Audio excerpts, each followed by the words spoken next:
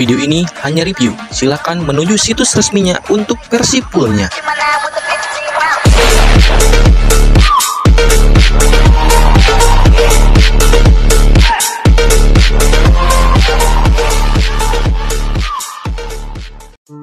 Kita akan melanjutkan cerita pembunuh overpower. Cerita sebelumnya, kita sudah mengetahui identitas Roland yang sebenarnya, yang merupakan senjata perang dan tercatat sebagai nomor 1 pembunuh internasional. Lalu kita diperlihatkan di tempat klub malam terlihat sekumpulan orang sedang menari-nari di bawah gemerlapnya lampu dan alunan musik DJ. Lalu terlihat seorang yang sedang duduk sembari minum satu gelas minuman, yang ternyata itu adalah Roland. Setelah pergi meninggalkan ibu guru Jun di kepala usia, Roland langsung pergi ke klub malam untuk minum. Sembari minum, Roland teringat ketika ia sedang medan perang. Roland mengingat ketika ia sedang berlari sembari menarik seorang gadis. Terlihat juga seekor anjing yang mengikuti mereka. Ketika sedang berlari, nasib sia menimpa mereka karena jalan yang mereka tuju ternyata jalan buntu. Yang di bawahnya merupakan jurang yang begitu tinggi, tidak dijelaskan apa kronologisnya. Perempuan yang dibawa Roland tiba-tiba terjatuh ke bawah jurang, tetapi Roland sempat untuk menggapai tangannya. Tetapi tak disangka, wanita itu malah melepaskan genggaman Roland. Sontak itu membuat wanita itu jatuh ke jurang. Melihat itu, Roland berteriak histeris melihat rekannya yang jatuh ke dalam jurang yang begitu dalam. Lalu Roland tersadar dari ingatan masa lalunya. Ketika Roland ingin minum kembali, tiba-tiba ada seorang wanita yang menyenggol bahu Roland, yang menyebabkan minumannya Roland tumpah ke bajunya. Karena emosi Roland sedang tidak stabil, Roland terlihat marah dan bertanya kepada wanita itu, apakah ia melakukannya dengan sengaja. Lalu wanita itu terlihat ketakutan dan gemetar, berkata bahwa ia sedikit berjalan sempoyongan dan minta maaf karena tidak sengaja. Lalu Roland menatap wanita itu dengan tajam, tetapi tak bertahan lama karena yang menyenggolnya wanita cantik. Roland tidak bisa marahi seorang wanita. Jadi tiba-tiba Roland mengganti tatapannya dengan full senyum dan berkata bahwa tidak apa-apa dan bertanya apakah ada yang bisa dia bantu. Lalu wanita itu terlihat ketakutan seperti sedang dikejar oleh seseorang. Dan tiba-tiba tak diduga, wanita itu bersembunyi di bawah meja, tepatnya di dekat biji lato-lato Roland. Roland pun sontak kaget melihat apa yang terjadi. Yang Roland kira perempuan itu ingin. Roland meminta wanita itu untuk tidak sefrontal itu, dan lebih baik dimulai dari meminta nomornya saja. Lalu wanita itu memberi isyarat untuk Roland tidak berisik, dan wanita itu meminta tolong untuk Roland membantunya bersembunyi. Aduh, posisinya apa gak ada tempat lainnya guys ya? Lalu terlihat seorang pria dengan penutup mata. Di salah satu matanya terlihat ia sedang memarahi anak buahnya karena tidak becus untuk menangkap seseorang. Lalu anak buahnya menunjukkan bahwa orang yang mereka kejar berlari ke klub malam. Lalu pria itu memasuki klub bersama anak buahnya. Terlihat mereka melewati Roland. Aduh cuk, posisinya cuk. Nona, mereka sudah pergi. Kalau sebenarnya aku tidak keberatan kamu bersembunyi di sana lebih lama, tapi aku tidak bisa jamin bisa menahannya. Aku benar-benar minta maaf. Lalu wanita itu pun keluar dari sarang burung walet Roland. Aku hanya, bagaimanapun aku benar-benar merasa bersalah karena sudah mengotori pakaianmu. Terima kasih karena sudah membantuku, ucap wanita itu dan pipinya sedikit memerah. Lalu Roland menjawab untuk wanita itu jangan terlalu sungkan. Meskipun Roland tidak tahu masalahnya apa dengan pria tadi, Roland pun menyuruh untuk wanita itu untuk segera pergi. Lalu wanita itu pun pergi meninggalkan Roland sembari melambaikan tangannya. Terima kasih, ucapnya. Piuh, aku mengira kalau aku akan menemukan cinta sejatiku di sini. Sepertinya aku sudah mabuk, ucap Roland sembari memegang kepalanya. Lalu terlihat keributan di belakang Roland. Ternyata itu wanita tadi yang Roland bantu. Oke, untuk mempermudah pengucapan, wanita ini kita panggil Ayu dulu ya guys. Nanti kalau namanya sudah terkonfirmasi kita ganti lagi. Dan untuk pria ini nama sementaranya adalah Komar ya guys ya. Oke, lanjut. Lalu terlihat anak buah Komar sedang memegangi Ayu. Lalu Komar mengatai Ayu adalah pelacur, sembari menanyai di mana foto yang Ayu ambil tadi. Ayu pun membantah dan beralibi bahwa ia tidak tahu tentang foto yang Komar bicarakan. Lalu ketika mereka melewati Roland, Ayu minta tolong kepada Roland untuk melaporkannya kepada polisi. Di situ pun Roland hanya terdiam tanpa melakukan apapun. Lalu Komar menyuruh untuk segera menyeret Ayu keluar. Ayu pun terus-menerus meminta tolong kepada Roland. Lalu anak buah Komar melirik ke arah Roland, mendekati Roland. Lalu ia berbisik kepada Roland, menyuruh Roland untuk pura-pura tidak melihat mereka. Kalau tidak, Roland akan menerima akibatnya. Lalu anak buah itu pergi meninggalkan Roland, sembari berkata lagian Roland juga tidak akan berani melawan geng rubah hitam. Mendengar geng rubah hitam lagi membuat Roland marah. Lalu ia memegang kepala anak buah itu dan langsung menghantamkan kepalanya ke tembok beberapa kali. Geng rubah hitam. Lalu Komar berserta anak buahnya, begitupun Ayu terlihat bengong melihat rekannya dibuat tumbang oleh Roland. Lalu Roland berkata dengan tatapan intimidasinya, "Kenapa di mana-mana aku bertemu dengan geng rubah hitam? Apakah mungkin kalian seperti babi sekali melahirkan menghasilkan banyak anak? Aku sudah bilang jangan muncul lagi di hadapanku. Kalian sudah membuatku marah," ucap Roland sembari mengendurkan dasinya. Lalu Komar pun berkata, "Bocah ini berasal dari mana? Apakah kamu tidak tahu bar ini punya siapa?" Lalu terlihat pengunjung bar itu yang berbicara kepada temannya. "Dia adalah naga bermata satu. Pria itu siapa beraninya dia membuat masalah sampai-sampai naga bermata satu turun tangan?" "Naga bermata satu? Itu siapa?" "Ada 4 jagoan di geng rubah hitam.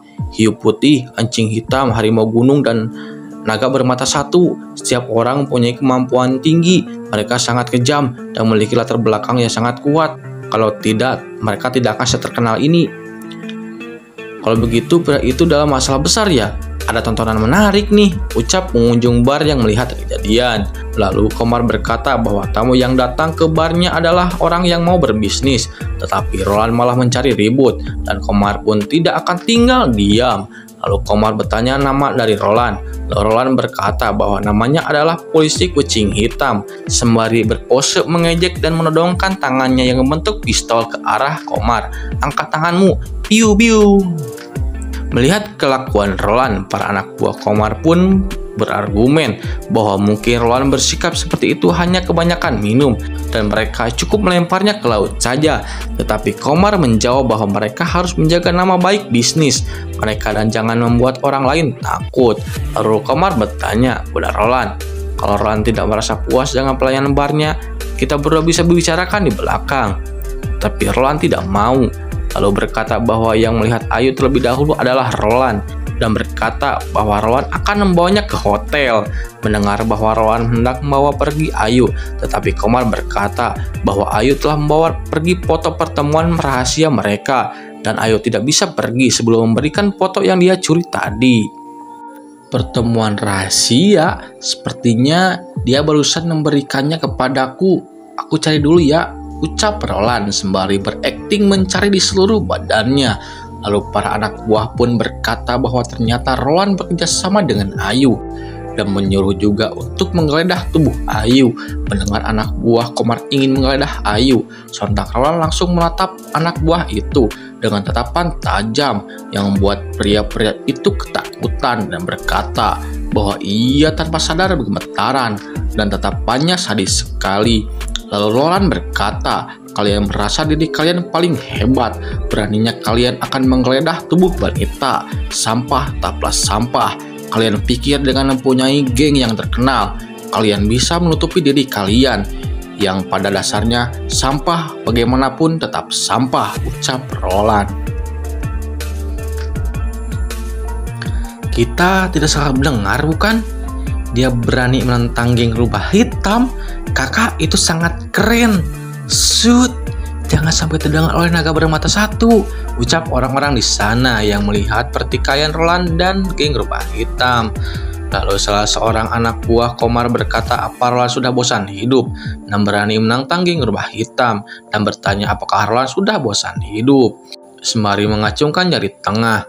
Roland membenarkan bahwa ia cari mati dan menentang anak buah itu untuk duel dan mengatai pria itu jelek. Mendengar perkataan Roland, anak buah itu pun menangis dan kena mental dan berkata bahwa ia jelek bukan salahnya. Lalu Roland berkata bahwa bir di gelasnya sudah habis dan apakah ada bir lagi? Melihat tingkah laku Roland yang seenaknya, salah satu anak buah berkata kepada Komar.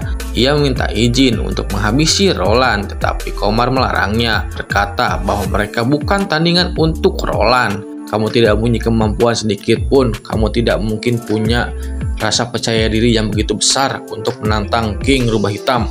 Bagaimanapun juga kami sudah ditantang, tak perlu membuang-buang waktu untuknya. Kalau tidak, bagaimana mungkin aku akan mempertahankan harga diriku di hadapan King Rubah Hitam? Bocah, kamu dengar baik-baik, aku naga bermata satu, tidak mempunyai kemampuan apa-apa. Aku hanya bisa bermain panahan. Asalkan kamu bisa menghindari panahan yang aku lemparkan, aku akan melepaskan kamu dan perempuan itu. Tetapi Ayu tiba-tiba berkata bahwa rekamannya ada pada dirinya, dan hal ini tak ada hubungannya dengan Roland, dan meminta Roland untuk dilepaskan saja. Tidak bisa. Kesepakatan seperti ini tidak bisa datang lagi. Kalau kita melewati kesempatan ini, kita tidak bisa melihatnya lagi. Betul bukan, Komar? Ucap Roland dengan pura-pura seperti orang yang mabuk. Oke anak-anak, jawab Komar dengan serius. Lalu suasana bar menjadi hening, karena semua orang tertuju kepada Roland dan Komar yang akan bertanding. Lalu Roland berbicara ngelantur untuk meyakinkan bahwa ia sedang memabuk. Bocah, kamu terbilang beruntung. Kamu bisa melihat kemampuanku yang sesungguhnya. Demi melatih jurus rahasia ini, aku mengorbankan satu mataku. Sekarang gerakan tanganku lebih cepat daripada peluru. Sampai sekarang belum ada orang yang bisa menghindarinya, ucap Komar dengan pedenya. Dia berani menantangku, naga bermata satu di hadapan begitu banyak orang. Kamu orang pertama yang berani melakukannya. Ini adalah kematian yang mulia untukmu, ucap Roland sembari meminta pelayanan untuk menuangkan birnya lagi ke gelasnya dan minum lagi. Melihat Roland yang santai saja, tak terlihat takut sedikit pun dan seakan meremehkannya, Komar langsung melempar anak panahnya dengan keras ke Roland. Rasakan ini! Satu anak panah pun meluncur ke arah Roland dengan cepat, tetapi Roland terlihat masih meminum minumannya. Lalu Komar melempar 3 lagi anak panahnya ke arah Roland. Melihat tak hanya satu anak panah yang dilempar, sontak membuat Ayu berkata, katanya cuma satu panah saja yang kamu lempar, dasar keparat. Keparat, bagaimana aku bisa menduduki posisi ini? Meskipun kamu bisa menghindari satu panah ini, tapi kamu tidak bisa menghindari 3 panahku yang terakhir. Kamu tidak bisa lari kemana-mana. Kamu akan mati, ucap Komar dengan pedenya.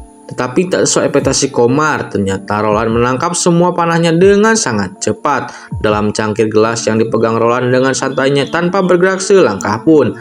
Dan Roland pun mengejek Komar dan berkata bahwa Roland sudah mabuk dan matanya sudah kabur. Jadi Roland bisa menangkap semua anak panahnya dari Komar.